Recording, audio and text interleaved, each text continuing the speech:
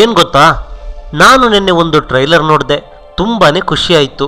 ವಿಜಯ ರಾಘವೇಂದ್ರ ಅವರ ಸಿನಿಮಾ, ನನಗೆ ಥಿಯೇಟ್ರಲ್ಲೇ ನೋಡಬೇಕು ಹೀಗಂತ ಮೊನ್ನೆಯಷ್ಟೇ ಗೆಳೆಯರೊಬ್ಬರು ಹೇಳಿದ್ರು. ಹೌದಾ, ಅಷ್ಟೊಂದು ಚೆನ್ನಾಗಿದೆಯಾ? ಯಾವುದಪ್ಪ ಆ ಸಿನಿಮಾ ಎಂದು ನೋಡಿದರೆ ವಿಜಯ ರಾಘವೇಂದ್ರ ಅವರ 50ನೇ ಚಿತ್ರ ಸೀತಾರಾಮ್ ಬಿನೋಯ್.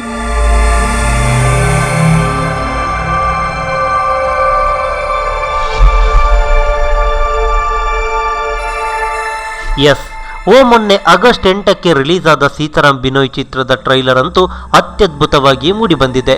BGM ಅಂತೂ ಅಮೋಘ. ಗಟ್ಟಿತನದ ಟ್ರೈಲರ್ ವೀಕ್ಷಕರನ್ನು ಹಾಗೆ ಕೊಂಡೊಯ್ಯುತ್ತೆ, ಜೊತೆಗೆ ಕುತೂಹಲವನ್ನು ಹೆಚ್ಚಿಸುತ್ತೆ. ಕಥೆಯೇ ಚಿತ್ರಕ್ಕೆ ನಾಯಕನಾಗಿದ್ದರೂ ಮುಖ್ಯ ಭೂಮಿಕೆಯಲ್ಲಿ ವಿಜಯ ರಾಘವೇಂದ್ರ ಅವರು ಕಾಕಿ ತೊಟ್ಟು ಖಡಕ್ಕಾಗಿ ಅಬ್ಬರಿಸ್ತಾರೆ. ನಾವೆಂದು ಕಾಣದ ಪಾತ್ರದಲ್ಲಿ ಚಿನ್ನಾರಿ ಮುತ್ತ ತನ್ನ ಪಾತ್ರಕ್ಕೆ ಜೀವ ತುಂಬಿದ್ದಾರೆ. ಒಂದು ರಾಬರಿ ಕೇಸ್ನ ಸುತ್ತ ತಿರುಗುವ ಕತೆ ಎಂದು ಮೇಲ್ನೋಟಕ್ಕೆ ತಿಳಿದರೂ ಕೊಲೆಯ ಇನ್ವೆಸ್ಟಿಗೇಷನ್ನ ಛಾಯೆ ಕೂಡ ಟ್ರೈಲರ್ನಲ್ಲಿದೆ. ಒಟ್ಟಿನಲ್ಲಿ ಇದೊಂದು ಕುತೂಹಲಭರಿತ ಕ್ರೈಮ್ ಕಥಾ ಹಂದರವನ್ನು ಹೊಂದಿರುವ ಸಿನಿಮಾ ಅನ್ನೋದ್ರಲ್ಲಿ ಎರಡು ಮಾತಿಲ್ಲ.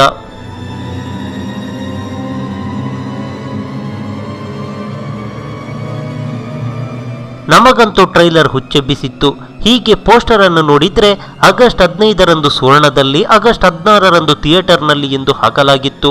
ಫುಲ್ ಕನ್ಫ್ಯೂಷನ್ ಆಗಿ ನಿರ್ದೇಶಕ ದೇವಿಪ್ರಸಾದ್ ಶೆಟ್ಟಿಯವರಲ್ಲಿ ಈ ಬಗ್ಗೆ ಕೇಳಿದರೆ, ಹೌದು, ಆಗಸ್ಟ್ 15ರಂದು ಸುವರ್ಣ ವಾಹಿನಿಯಲ್ಲಿ ಪ್ರಸಾರವಾಗುತ್ತೆ, ಅದರ ಮರುದಿನ ಚಿತ್ರಮಂದಿರದಲ್ಲಿ ತೆರೆ ಕಾಣುತ್ತೆ ಎಂದು ಹೇಳಿದ್ರು. ಏನಪ್ಪ ಇದು ಹೊಸ ಟ್ರೆಂಡನ್ನು ಸೃಷ್ಟಿ ಮಾಡ್ತಿದ್ದಾರಲ್ಲ ಅಂತ ಚಿತ್ರತಂಡದ ಸದಸ್ಯರೊಬ್ಬರನ್ನು ಸಂಪರ್ಕಿಸಿದ್ವಿ. ಆವಾಗ ಅವರು ಎಲ್ಲವನ್ನು ಎಳೆ ಎಳೆಯಾಗಿ ಬಿಚ್ಚಿಟ್ರು.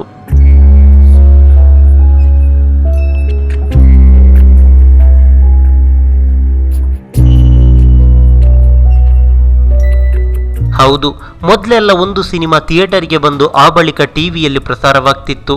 ಆದರೆ ಚಂದನವನದಲ್ಲಿ ಮೊಟ್ಟ ಮೊದಲ ಬಾರಿಗೆ ಮೊದಲು ಟಿವಿಯಲ್ಲಿ ಪ್ರಸಾರವಾಗಿ ಆ ಬಳಿಕ ಥಿಯೇಟರ್ನಲ್ಲಿ ಪ್ರದರ್ಶನ ನಡೆಸುವ ಹೊಸ ಟ್ರೆಂಡಿಗೆ ಕೈ ಹಾಕಿದೆ ಚಿತ್ರತಂಡ. ನಾವು ಸಿನಿಮಾ ಮಾಡೋದು ಜನರಿಗಾಗಿ, ಅದು ಯಾವ ಮೂಲಕವಾದರೂ ಪ್ರೇಕ್ಷಕರಿಗೆ ತಲುಪಬೇಕು ಅನ್ನುವ ಉದ್ದೇಶದಿಂದ ಮೊದಲು ಟಿವಿಯಲ್ಲಿ ಪ್ರಸಾರ ಮಾಡ್ತಿದ್ದೀವಿ.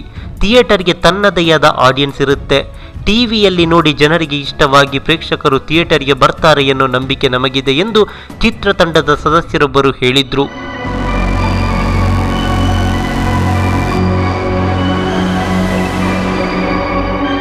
ಹಾಗೆ ಮಾತನ್ನು ಮುಂದುವರಿಸುತ್ತಾ ಪೈರಸಿಯ ಬಗ್ಗೆಯೂ ನಾವು ಕೇಳಿದ್ವಿ.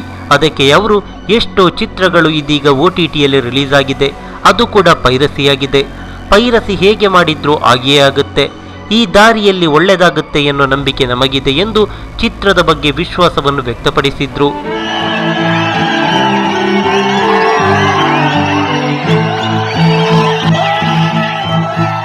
ಇನ್ನು ಸಿನಿಮಾದ ಬಗ್ಗೆ ಒಂದಿಷ್ಟು ಮಾಹಿತಿಗಳನ್ನು ಕೇಳಿದ್ವಿ. ಇದು ಕಮರ್ಷಿಯಲ್ ಮೂವಿಯಲ್ಲ, ಕಂಟೆಂಟ್ ಬೇಸ್ಡ್ ಮೂವಿ. ಕಥೆಯೇ ಇಲ್ಲಿ ಹೀರೋ. ನೀನಾಸಂನ ಕಲಾವಿದರು ಈ ಚಿತ್ರದ ಒಂದಿಷ್ಟು ಪಾತ್ರಗಳಿಗೆ ಜೀವ ತುಂಬಿದ್ದಾರೆ. ಶಿವಮೊಗ್ಗ ತೀರ್ಥಹಳ್ಳಿಯ ಸುತ್ತಮುತ್ತ ಚಿತ್ರೀಕರಣವನ್ನು ನಡೆಸಲಾಗಿದೆ ಎನ್ನುವ ಮಾಹಿತಿಯನ್ನು ನೀಡಿದ್ರು.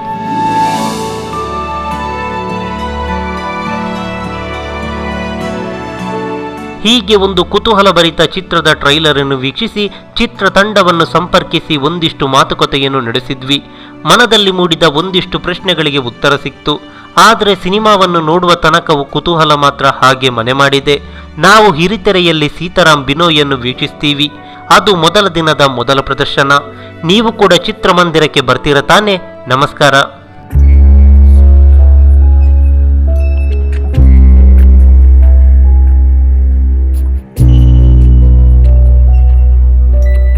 ಈ ಮಾಹಿತಿ ನಿಮಗೆ ಇಷ್ಟವಾಗಿದ್ದರೆ ಲೈಕ್ ಮಾಡಿ, ಶೇರ್ ಮಾಡಿ, ಹಾಗೆ ನಮ್ಮ ಕೋಸ್ಟಲ್ ಕನ್ನಡ ಯೂಟ್ಯೂಬ್ ಚಾನಲ್ಗೆ ಸಬ್ಸ್ಕ್ರೈಬ್ ಮಾಡಿ.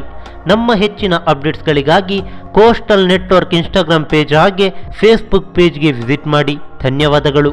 ಇದು ಸಿನಿಮಾದ ಬಗ್ಗೆ ಮಾಹಿತಿ ಕೊಡುವ ಚಾನಲ್ ಆಗಿದ್ದು, ರಹಸ್ಯಕಾರಿ ದ್ವೀಪಗಳು, ಮತ್ಸ್ಯಲೋಕದ ವಿಚಿತ್ರಗಳು, ಭಯಾನಕ ಸ್ಥಳಗಳು, ಪುರಾತನ ಇತಿಹಾಸಗಳು, ಹೀಗೆ ಕುತೂಹಲಕಾರಿ ವಿಚಾರಗಳನ್ನು ತಿಳಿದುಕೊಳ್ಳುವ ಆಸಕ್ತಿ ನಿಮಗಿದ್ರೆ ದಯವಿಟ್ಟು ಜಿಯೋಗ್ರಫಿ ಕನ್ನಡ ಯೂಟ್ಯೂಬ್ ಚಾನಲ್ಗೆ ಭೇಟಿ ಕೊಡಿ.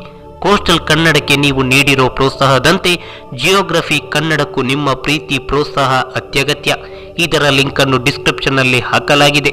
ದಯವಿಟ್ಟು ಈ ಚಾನಲ್ಗೂ ಸಬ್ಸ್ಕ್ರೈಬ್ ಮಾಡಿ, ವಿಡಿಯೋಗಳನ್ನು ವೀಕ್ಷಿಸಿ ಆಶೀರ್ವದಿಸಿ.